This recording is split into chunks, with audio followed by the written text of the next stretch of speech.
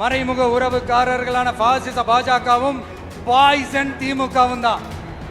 மாண்புமிகு பிரதமர் நரேந்திர மோடிஜி அவர்களே, 3வது முறையா ஒன்றியத்தோட ஆட்சி அதிகாரத்தை நீங்க தானே கையில் வச்சிருக்கிறீங்க.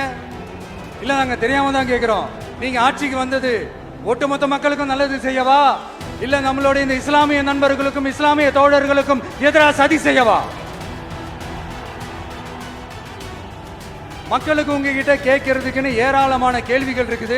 அதனால அவங்க சார்பா அவங்கள ஒருத்தனா அவங்களோட ஒரு உண்மையான ஒரு பிரதிநிதியா உங்ககிட்ட சில கேள்விகள் கேட்கணும். மிஸ்டர் பிரைம் மினிஸ்டர் அவர்களே, நம்ம தமிழ்நாட்டு மீனவர்கள் கிட்டத்தட்ட ஒரு 800 பேருக்கு மேல இலங்கை கடற்படையால தாக்கி அழிக்கப்பட்டிருக்கிறாங்க. அதை கண்டிக்கிறதுக்காக உங்களை பெருசா எதுவும் செய்ய சொல்லல, சின்னதா ஒண்ணு மட்டும் செஞ்சு கொடுங்க. இனிமேலாச்சும் எங்களுடைய மீனவர்கள் பாதுகாப்பா இருக்கிறதுக்காக இந்த கச்சத்தீவை இலங்கை கிட்ட இருந்து மீட்டு கொடுத்துருங்க, அது போதும். உங்களுடைய இந்த முரட்டு பிடிவாதத்தால நீங்க நடத்துற இந்த நீட்டு தேர்வு, அதனால இங்க என்னென்ன நடக்குதுன்னு சொல்றதுக்கே மனசு வலிக்குது. அதனால அந்த நீட்டு தேர்வு தேவையில்லைன்னு அறிவிச்சிருங்க, அது போதும்.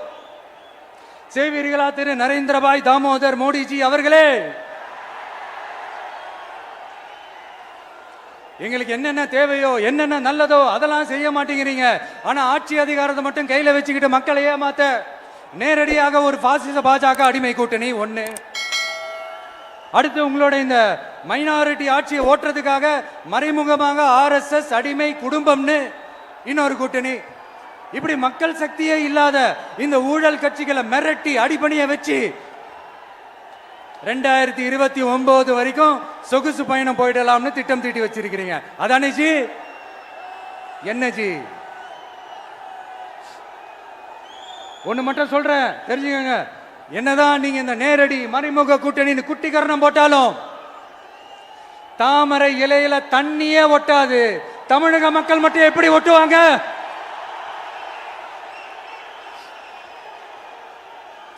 இங்க ஒரு MP சீட்டு கூட தரலன்றதுக்காக தமிழ்நாட்டுக்கும் தமிழ்நாட்டு மக்களுக்கும் எதுவுமே செய்யாம ஓரவஞ்சனை செய்யுது இந்த ஒன்றிய பாஜக அரசு. சங்கம் வச்சு தமிழ் வளர்த்த மண் இந்த மதுரை மண். அதனால இங்க அந்த கீழடியில கிடைச்ச ஆதாரங்களை எல்லாம் மறைச்சிட்டு எங்க நாகரிகத்தையும் எங்க வரலாறையும் அழிக்கிறதுக்காக உள்ளடி வேலை செய்யலாம்னு நினைக்கிறீங்க. தமிழ்நாட்டை தொட்ட என்ன நடக்கும் நீங்க பல உதாரணங்கள் இருக்குது. அதனால இதையெல்லாம் மறைச்சிட்டு எங்க மக்களை ஏமாத்திடலாம்னு மட்டும் நினைக்காதீங்க.